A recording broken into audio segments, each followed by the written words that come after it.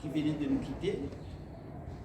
Et il a été question que le Parlement puisse désigner le remplaçant du juge Mungulu de reste-mémoire. Comme le juge Mungulu a été désigné par la Chambre haute, il fallait nécessairement que la Chambre haute puisse désigner le remplaçant du juge Mungulu. Voilà pourquoi le professeur Bati Lukwebo, en qualité de président du Sénat, avait convoqué et présidé une plénière pour la désignation du remplaçant, commencé par le sujet de la désignation du juge. Vous avez suivi, en date du 24 mai de cette année en cours, la plénière de la Chambre haute du Sénat qui avait répondu à l'article 158 de la Constitution au sujet de la composition de membres de la Cour constitutionnelle. Vous êtes sans ignorer que la Cour constitutionnelle est composée de 9 membres.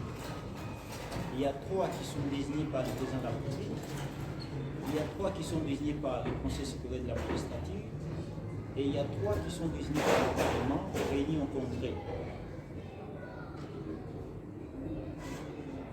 Vous allez partager les mêmes opinions avec moi au sujet d'une jurisprudence que je vais évoquer ici sur la désignation des 3. Pour l'harmonie, le bon fonctionnement et la cohésion du Parlement de la RDC, les congressistes avaient accepté de mettre en cause la décision du Sénat. Du Congrès, qui était présidé par le professeur Modeste Bati Lukwebo, en présence de son collègue président de l'Assemblée nationale, entouré de tous les membres du bureau de la Chambre haute et de la Chambre basse, devant les congressistes, les honorables députés et sénateurs. Chose qui n'a pas été faite par le président Bosso, qui l'a violé ouvertement les lois de la République et les textes qui régissent le bon fonctionnement du pays. Vous n'allez pas me dire que hier, samedi 28 mai 2022, le professeur Bati Lukwebo était présent dans la salle, le membre du bureau du Sénat était présent dans la salle, même un nombre de plus de 10 sénateurs n'étaient même pas là dans la salle, pour dire que l'acte que le président Bosso a posé hier, il veut se faire voir que dans ce pays, il faut créer des hommes forts et non les institutions fortes. Voilà pourquoi nous condamnons les actes de M. Bosso d'hier, qu'il a convoqué une réunion dans la salle de plénière à l'Assemblée nationale et il a embelli cette réunion sous prétexte que c'était une assise du Congrès. C'était faux, mesdames et messieurs de la presse, ce n'était pas le Congrès, parce que le Congrès a été bel et bien convoqué régulièrement, présidé par le professeur Modeste Bati Lukwebo en date du 27 mai 2022, et cela a été clôturé. Donc l'événement d'hier, samedi 28 mai 2022, ce n'était qu'une réunion de M. Bosso avec quelques députés qu'il est en train de fabriquer venant du FCC. Dans la salle de plénière de l'Assemblée nationale, ce n'était que une petite réunion ou une réunion que M. Bosso avait convoquée avec le député national et 2 ou 3 sénateurs membres du FCC de triste mémoire. Je vais dire ceci, mesdames et messieurs de la presse, le Congrès, c'est une assise du Parlement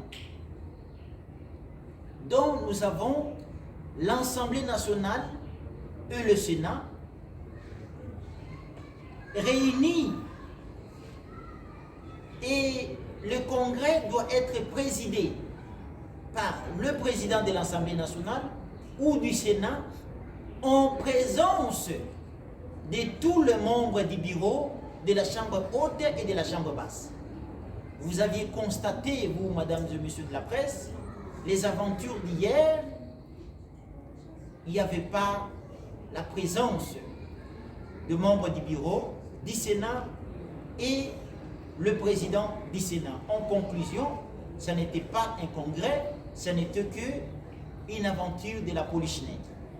Voilà au sujet de la désignation du juge de la Cour constitutionnelle, mesdames et messieurs de la presse, que je voudrais, à mon humble avis, fixer l'opinion sur la version authentique du respect des textes légaux qu'avait suivi le professeur Batilou Kobo et les aventures de la Polichinelle de M.